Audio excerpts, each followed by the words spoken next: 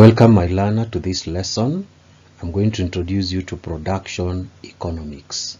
Now, I want you to observe these photos. There is A, and we also have B. What do you think about them? These people, what are they doing? Yes, good. Yeah, A is about weeding, and B is about parasite control. Now, why is it important to carry out activity A, that is weeding? Think about that. Good. Weeds compete with our crops for nutrients, space, light, and so on, and this leads to low production. So we have to remove the weeds to encourage high production, to encourage production in our crops. Why is it important to carry out activity B?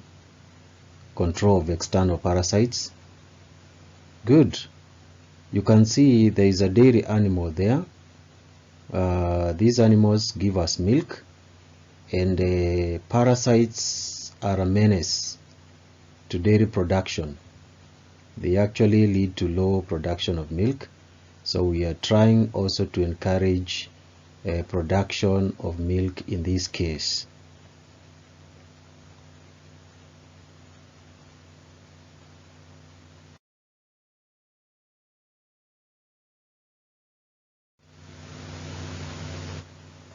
Now, lesson objectives. By the end of the lesson, you should be able to 1. Distinguish between production and economics. 2. Define the term production economics. 3. State the main branches of economics. 4. List the parameters used in measuring national economic development. And 5. Explain the concept of national income.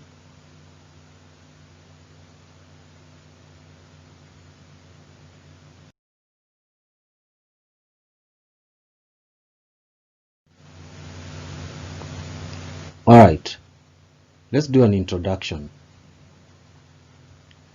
Production. Production refers to all activities that increase the quality and quantity of something. For example, fertilizer application, weeding, as we have seen in our previous photo, feeding, selection and breeding, disease control, etc., etc. Notice two terms here, quality and quantity. Quality is the value of something, while quantity is the amount of something. So in production, we are concerned with the increase or increasing the quality, that is the value, and also increasing the amount of something. Economics. Economics is the study of how man chooses to allocate scarce productive resources to produce goods and services. So there are some resources, there are some things which are very, very important for the production process, and they are scarce, they are not readily available. These ones are what we call the factors of production, as we will be discussing. So the scarce productive resources are the factors of production. What is it that is required for us to be able to produce?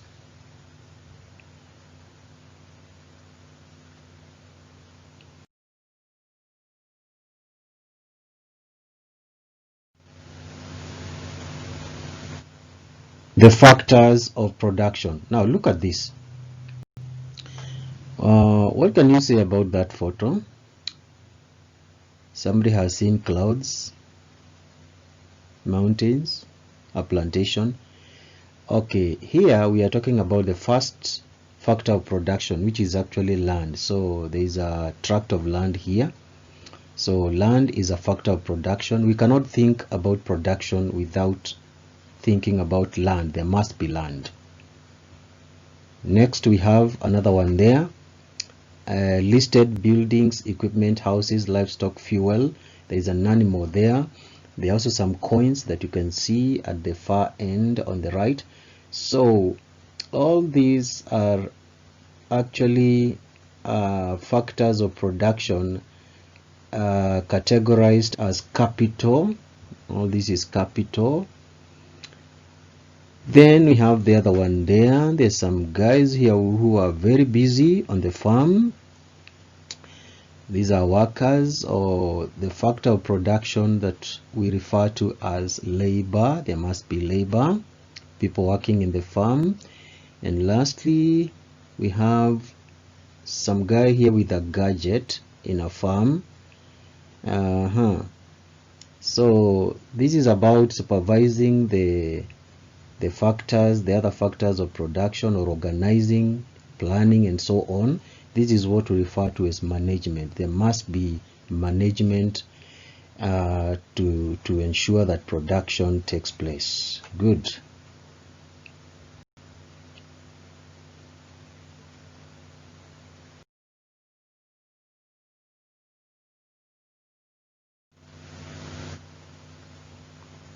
Now, the main branches of economics. We have two main branches. Number one, microeconomics, which is the study of economic activities at the household or individual level.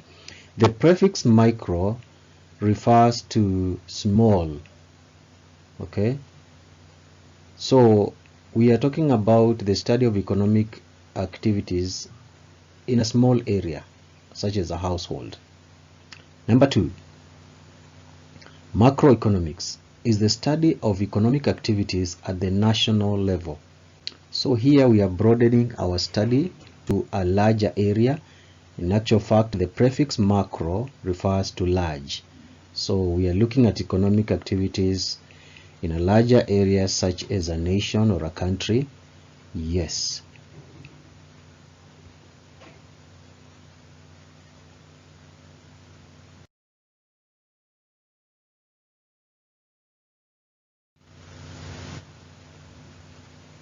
Now, production economics is a branch of economics that deals with the study of how scarce productive resources, that is the factors of production, are combined in the production process to produce goods and services in the most cost-effective and profitable way possible. So, these factors of production, in other words, they must be combined, they must be utilized, they must be used in a wise way such that we are going to produce, we are going to get profit, and at the same time our production process will have low costs, in other words, cost effective. So we look at it in two dimensions: reduction of costs as well as an increase in profit or production. Whatever we are producing must be increasing while the cost must be reducing, and at the same time we are producing goods and services. Any economic activity involves production of goods and services to satisfy human wants. So an activity can only be economical if it leads in creation or production of goods and services, and at the same time these products, that is goods and services, must be able to satisfy human wants. All economic activities result in creation of wealth both at the household and national levels, hence economic development. What are we saying? Our nation or the household cannot be able to develop unless there is creation of wealth. So the wealth is actually the goods and services, the products that you're producing, and these ones will be able to satisfy human wants and at the same time result in economic development. So we cannot talk about development without production. Production is key to economic development.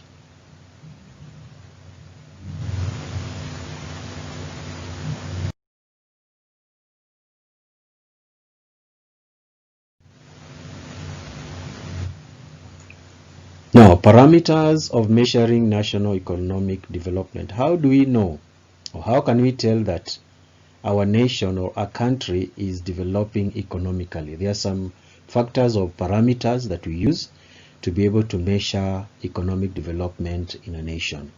Number one, national income.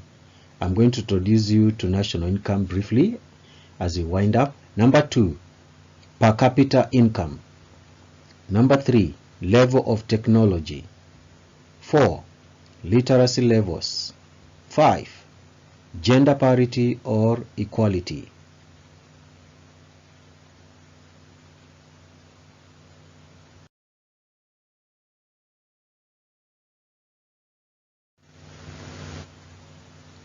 National income. Now, what is national income?